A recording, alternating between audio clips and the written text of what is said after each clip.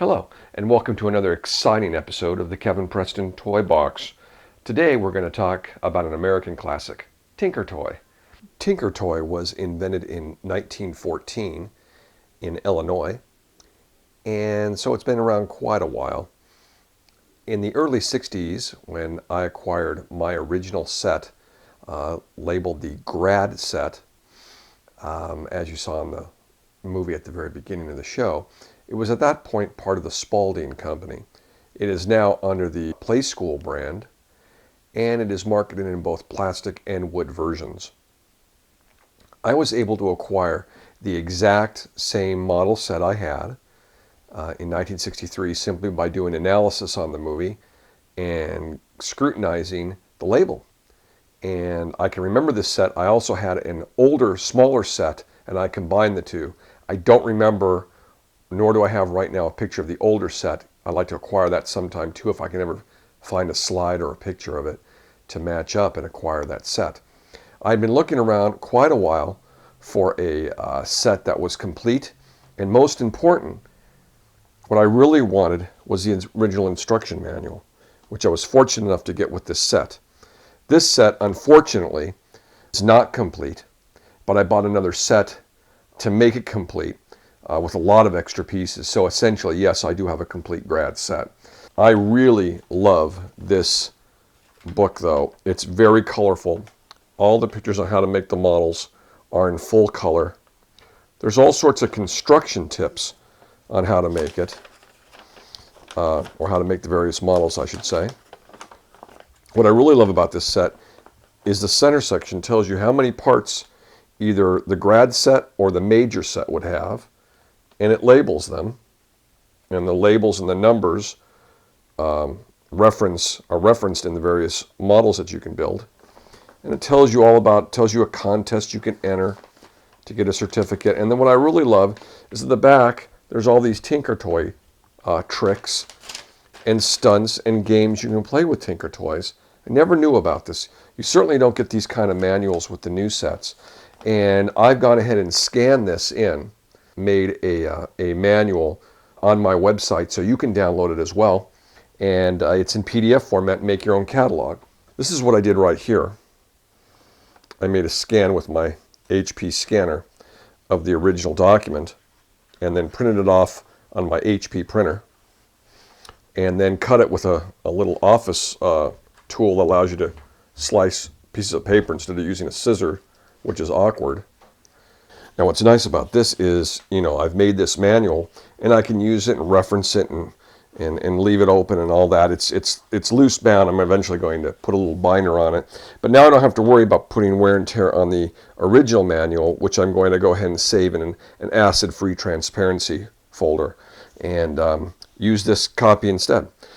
Now this set is not complete, but the pieces that I do have in here, it's probably about 85% complete. The pieces that I do have in here are extremely nice, clean, and original quality. I don't think I've ever seen a cleaner set than this. It's just missing a few of the wheels and a few of the pieces. About 80-85% there. Interesting, one of the original screw eyes is still there. I don't remember this as a kid, having these screw eyes. Probably had lost them.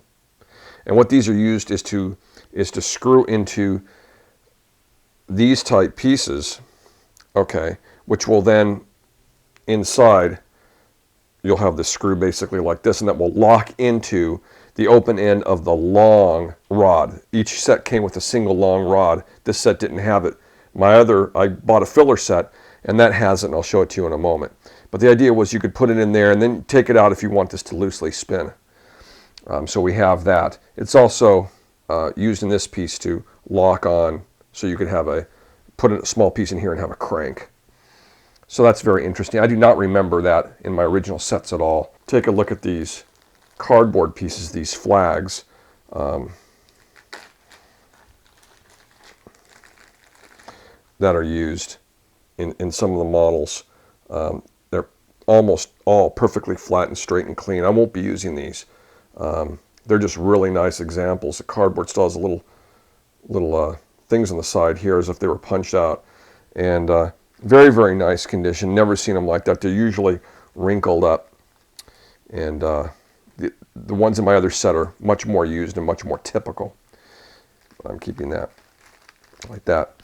It's interesting how your memory works and what you remember and what you don't remember. I remember all the rods and all the various colors and sizes and lengths, but some of the pieces are, I don't remember at all. I don't remember these end caps. Don't remember those from when I was a little kid. I remember these pieces, the standard pieces. And then what this set is missing, but I have in my other set, I'm reaching behind me here, is these pieces, the bigger wheels. I remember these quite vividly. But I don't remember a lot of the other pieces. For instance, there's a version of this that has the larger hole in it so that, it can slip around the rod and spin. And there's an assortment of other pieces as well. Some of them I remember and some of them I don't. So that gets you an idea of what the grad set has inside. Now I took possession of another set of just loose pieces. It's so large, it's probably a grad set plus another set mixed in with it. And it's a little newer. And I don't know Tinkertoy years, but I know it's a little newer because they had the purple rods, which are longer than the green rods. And I didn't have them in my 63 set, so either there was another set that was bigger that had these in them, or it's a set that's a year or two newer. It's the only difference that I've been able to tell between these two sets. It's about the same vintage, and you'll notice that these flags are much more worn and bent and typical of what you find with sets of this age. Now, what I did create for your viewing pleasure is this Ferris wheel. And this is right out of the instruction set. And I pulled it out and modified it a little bit so it worked a little better. This is the main Ferris wheel area. You'll notice these little small animals right in here. I don't know if you can quite see it. This crank mechanism uses a string to drive the drive mechanism. If you can kind of see through here, there's a natural wood-colored larger shaft right here. That's the shaft I was telling you about that my other set is missing. And it's used here to support the top part of this. There's the base. The original instructions had this crank mounted right here, but I found that the string would kind of come off too easily with it mounted here, so I mounted it more in line with the drive wheel right in here. And how this works basically is you just start turning this crank, and there it goes.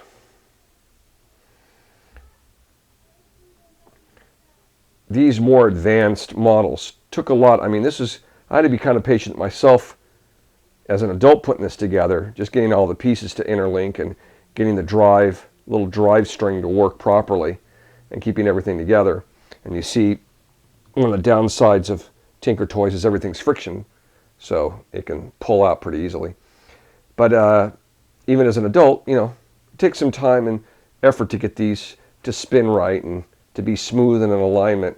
So when I was a kid, I never made these larger spinning models. I usually made airplanes and little men and animals out of them and stuff like that.